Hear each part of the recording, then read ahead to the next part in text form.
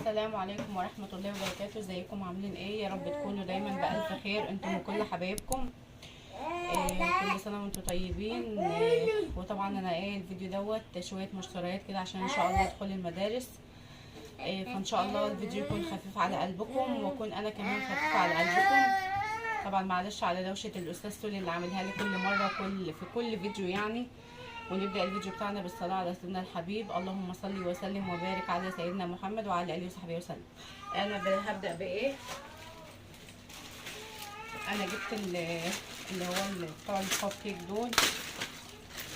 هما ينفعوا لكل حاجة، السيليكون بالذات ينفع لكل حاجة. يعني جايبة هما الشكلين زي بعض، بس الألوان مختلفة. بس عشان تشوفوا الالوان كويس اهو. جايبه الاتنين دول، الواحد ب60 جنيه.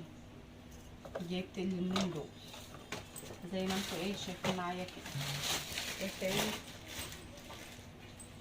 جبت القالب الكيك دوت، قالب توست. يعني ينفع لانجليش كيك، ينفع لتوست، ينفع لكل حاجه. هو عريض شويه بس مش مشكله. انا بمشيئه الرحمن ناويه اجيب واحد الومنيوم، لان طبعا التسويه بتاعه الالومنيوم احسن من الجرانيت والكلام ده. انا جايبه ده ب75 جنيه. وجبت كمان الصينيه ديت بتاعه الكيك.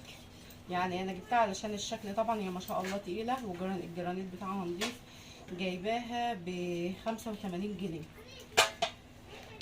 وجبت كمان الصينيه التيفال دي. طبعا ما عنديش صواني بسبوسه تيفال، فقلت اما اجيب صينيه احتياطي تبقى عندي، احتياطي تبقى عندي. استنى افتحها لكم، بس هي تقريبا واضحه يعني، هي مش قادره تتفتح بصراحه.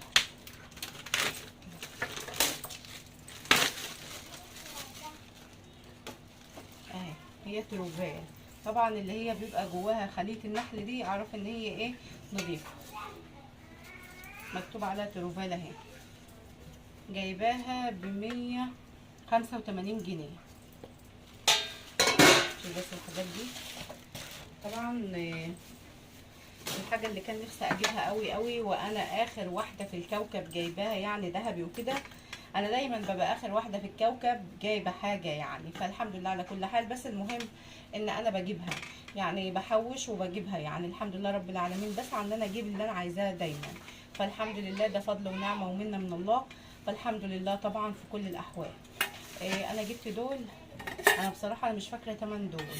انا هبقى اتاكد لكم برضو، واللي عاوز يعرف سعر اي حاجه منهم يكتب لي في التعليقات وانا هرد عليها بمشيئه الرحمن. هما الاثنين يعني مقاس بعد مقاس، تقريبا مقاس 14 ومقاس 16 تقريبا يعني. هو بصراحه هشوف كده مكتوب عليها ولا لا. هي مش مكتوب عليها للاسف، بس هي واحده بعد واحده يعني. طبعا شكلهم جميل ولذيذ قوي، ينفعوا بقى لكل حاجه، لصوصات، لاي حاجه، مش هيقولوا لا. وجبت ديت علشان اعمل فيها بيض وكده، بدل ما بعمل في قلايه وارجع احط في طبق وكلام من ده. دي هتبقى مره واحده، وطبعا شكلها لطيف وظريف وحلوه واموره وقمر كده في نفسها. هبقى اعمل فيها بيض فول واحط على طول على الاكل. وجبت المقاس الكبير ده برضه. المقاس ده 28 انا فاكره. ده مقاس 28 وده مقاس 22. انا هتاكد لكم من الاسعار بتاعتهم، ولو حد عايز يعرف اسعارهم يبقى يكتب لي في التعليقات وانا هقول لكم بمشيئه الرحمن. اهو هم يعني شويه مشتريات بسيطه كده، بس بصراحه انا كنت محتاجاها يعني. انا جبت بقى اللي هو الكوستر بتاع الثلاجه ده. انا كنت جايبه كمان كوستر ثلاجه بس مش عارفه هو فين، بس هشوفه وان شاء الله هيبقى فيه فيديو مشتريات ان شاء الله، علشان انا شاريه حاجات اجدد بيها المطبخ. لان السنه اللي فاتت زي ما انتم عارفين انا ما جددتش، علشان ماما حبيبتي الله يرحمها ويغفر لها ويسامحها يا رب توفت، فما جددتش حاجه ولا عملت حاجه. فجبت دول. ده طبعا بيتلزق على الثلاجه العينين، واللي هو مكتوب هانجري يعني جعان. ودي تقريبا مش عارفه دي بصراحه. وده البق تقريبا. المهم هنشوف يعني، هبقى اشوف الرسمه هي كده. الرسمه دي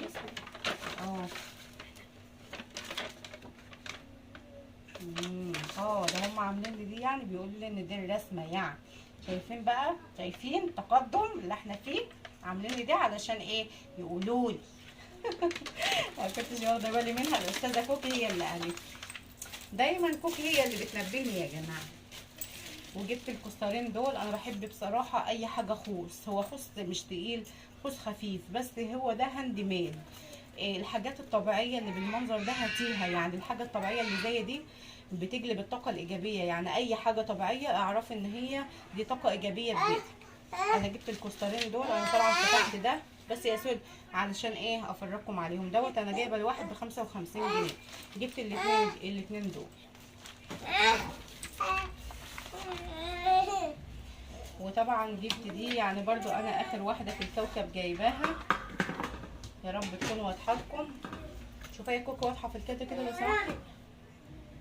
فجبتها انا بصراحه مش متاكده من السعر بتاعها، يعني هي تقريبا ب 185 ب 195، انا مش فاكره، انا كنت جايباها اونلاين وجايباها من فتره، يعني من فتره حلوه من كام شهر.